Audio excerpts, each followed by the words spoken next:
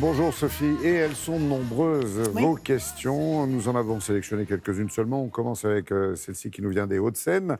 L'adresse est-elle obligatoire sur un CV, Sophie? Eh bien, pas du tout. L'important, c'est qu'on puisse Moi, vous j'allais contacter. dire oui, moi. Ouais. Eh bien non, à partir du moment où vous mettez votre numéro de téléphone et votre adresse mail, il est tout à fait possible de vous contacter. Donc, l'adresse postale n'est pas obligatoire sur un CV. Ah, c'est pour éviter le racisme anti-quartier chaud. Exactement. Voilà. Certains hésitent à mettre leur adresse, donc il faut savoir Parce que qu'ils ce n'est habitent pas dans un quartier obligatoire. L'important, c'est effectivement d'être joignable. Alors, question d'Ideal Beauty qui réside dans le Val d'Oise. Est-ce que mon CV peut faire 2 pages? Il pourrait faire 2 pages, 3 pages, 4 pages, 5 pages. 15. Ça dépend effectivement de votre parcours professionnel, puisque CV, ça veut dire chemin professionnel, cours professionnel. ouais. Donc, effectivement, on peut l'étendre à souhait.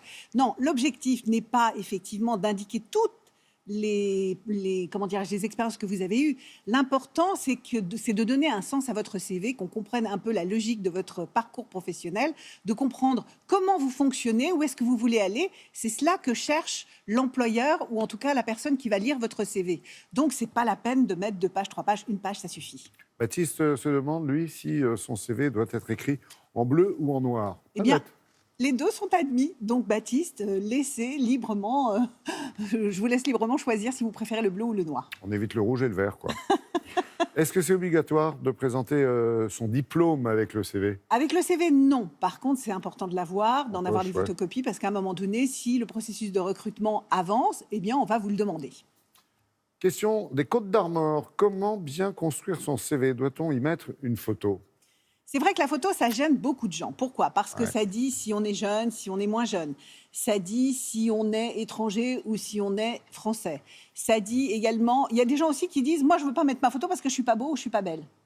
Donc, la photo n'est pas obligatoire. Sachez simplement que les employeurs préfèrent les CV avec photo pour les postes où il y a un contact avec le public. Dans les autres cas, ce n'est pas indispensable de mettre une photo. En tout cas, si vous mettez une photo, ne mettez pas n'importe quelle photo. Choisissez une photo qui vous met en valeur, qui effectivement va donner une impression de sérieux et de confiance. Oui. Alors, j'ai plus de 50 ans. Comment faire? C'est pas moi qui pose la question, hein. C'est Non, non, Yann mais- qui habite dans l'Essonne. Alors moi, je comprends très très bien cette question. Tout à fait. Parce qu'effectivement, on a quand même beaucoup de cabinets de recrutement qui éliminent les candidatures sur l'âge. Oui. C'est contestable, mais c'est malgré tout une réalité à laquelle il faut faire face. Alors, comment est-ce qu'on... Moi, je dirais, oui, il faut mettre son âge sur un CV, parce que de toute façon, à un moment donné, vous allez vous confronter à cette situation-là. Donc, il faut le mettre. C'est vrai que vous allez ramer plus que quelqu'un qui sera plus jeune.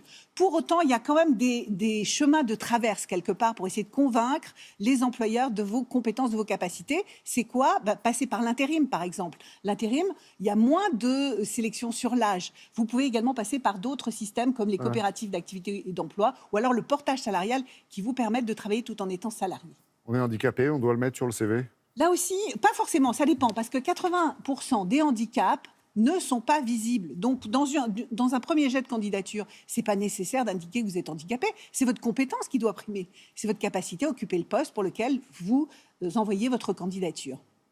Ok, on verra tout à l'heure plus en détail les pistes, parce que certains se demandent si on a des pistes à leur donner pour aider ceux qui ont besoin d'être accompagnés, pour rédiger notamment le CV. 10 secondes, À Frédéric. propos de la photo, j'avais lu une enquête qui disait, je crois que c'était Science et Vie, qui disait 5 que les personnes secondes. trop belles, eh ben, ça marchait pas non plus parce que les enquêteurs, les recruteurs se disaient oh non, Elle va perturber toute c'est pas l'équipe. quelqu'un de sérieux. Ok, d'accord. Voilà, ne mettez pas votre photo. Merci Frédéric pour votre Merci. participation. Merci Sophie. Vous avez d'autres questions? C'est tout simple. Regardez, vous avez un QR code et puis sinon, le hashtag, on vous répond.